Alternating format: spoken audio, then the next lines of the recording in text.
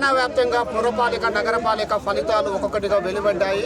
ఈ నేపథ్యంలో చెండూరు మున్సిపాలిటీలో ఉన్నటువంటి 10 వార్డులలో కాంగ్రెస్ పార్టీ 6 సీట్లు కైవసం చేసుకోగా ఈ కాంగ్రెస్ హవాలో కూడా బీఆర్ఎస్ పార్టీ విజయం 3 సీట్లని కైవసం చేసుకుంది.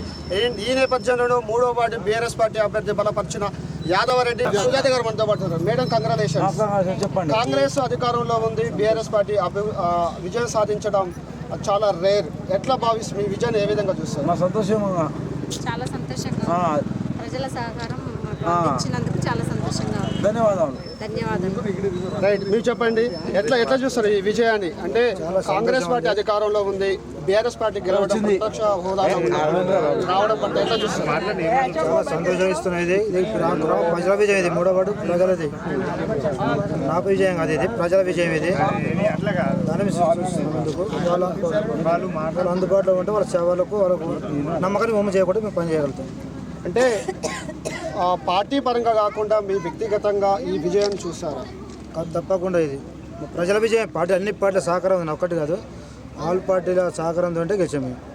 స్థానిక బీఆర్ఎస్ పార్టీ నాయకుల మద్దతు ఏ విధంగా ఈ విజయాన్ని? కాంగ్రెస్ ప్రజల సహకారం ఉంది, బీజేపీ సహకారం ఉంది, కమ్యూనిస్ట్ సహకారం ఉంది, టీఆర్ఎస్ సహకారం ఉంది. అన్ని ప్రజల ప్రతి ఒక్కరిది సపరేట్గా నేను చెప్పలేను. ఓకే, అందరి ప్రజల విజయంతో గెలిపిస్తాను. అంటే మరి ఒకవేళ నిధులు రావాలంటే మీరు అధికార కాంగ్రెస్ పార్టీ తోటి వాళ్ళతోటి సహకారం కావాల్సి ఎట్లా చూస్తారు? సహకారం తీసుకుంటారు. రాజకీయాలు అయిపోయినాయి, ఇప్పుడు ప్రజల కొరకు సేవ చేసుకుంటే మనకు గుర్తింపు తప్పకుండా వాళ్ళ దగ్గర సహాయం తీసుకుంటాం. తప్పకుండా ఎమ్మెల్యేల సహకారం తీసుకుంటాం. తప్పకుండా ప్రజల నమ్మకాన్ని ఉమ్ము చేయకుండా పని చేయగలుగుతాం. అనునిత్యం ప్రజలలో ఉండబట్టే మీకు కాంగ్రెస్ పార్టీ ఈ హవా ఇస్తున్న ఈ నేపథ్యంలో కూడా మీరు విజయం సాధించారు. అంటే మీరు అనునిత్యం ప్రజల మనిషి కాబట్టి విజయాన్ని చేకూర్చుదని భావిస్తారా? ఇంకా ఏం చెప్పదలుచుకున్నారు? మీ విజయం పట్ల మీ వార్డు ప్రజలకు ఏం చెప్తారు? చెప్పేది తర్వాత చేసి చూపిస్తాను. ఓకే, ఎందుకంటే ముందు చెప్పడం మాట చేతలు చూపించి మీ విజయం పట్ల సంతోషాన్ని ఏ విధంగా పంచుకుంటారు? ప్రజలు చెప్తున్నారు. ప్రజల గ్రామ శాఖ ఇన్ఛార్జ్ బీఆర్ఎస్ లీడర్ చెప్పండి, ఎట్లా చూస్తారు ఈ విజయం? జై తెలంగాణ, అమరవీరులకు జోహార్లు. జై కేసీఆర్, జై కేటీఆర్. చూసుకున్న పవన్ రెడ్డి గారి నాయకత్వం వర్ధిల్లాలి.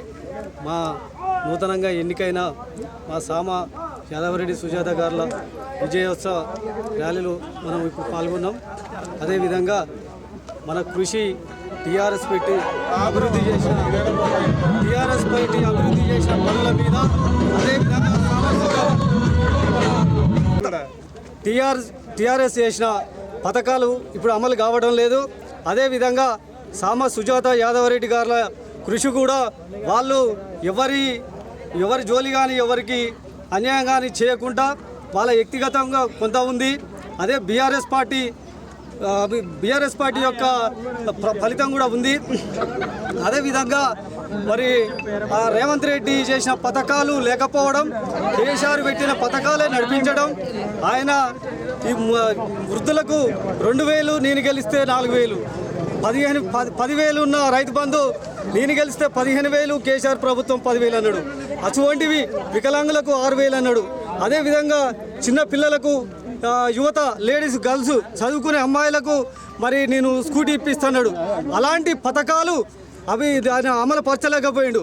ఆ బూటకు మాటలతోటి ఎన్నికైన అభ్యర్థులు కానీ ఈరోజు ఓటమి సవి చూడడం జరిగింది.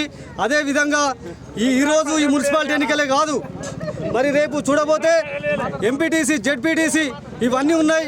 అందులో కూడా బీఆర్ఎస్ పార్టీ అత్యధిక మెజార్టీ రాష్ట్ర వ్యాప్తంగా గెలిపించి ప్రజలు కేసీఆర్ పక్షాన నిలబడతారని నేను కోరుకుంటాను. నేను కూడా ఒక తెలంగాణ ఉద్యమకారం చేపట్టి ఇదే పంత నడిపించి మా ఊరి గ్రామ ప్రజలు ఏది కోరుకుంటే మా యాదవరెడ్డి అన్నతోటి చేపియాలని మేము కూడా వేడుకుంటాం. మరి ఆయన అభివృద్ధి పని ముందల పండి చేసి చూపెడతాడు. ఇంతకు ముందుకున్న వ్యక్తి వచ్చి 5 ఏళ్ళైనా చూడకుండా ఈరోజు వేసిన రోడ్లు కేసీఆర్ ప్రభుత్వాల అమలైన రోడ్లని ఈరోజు వేసి మేమే చేసినామనే గొప్పతనం చేసింది.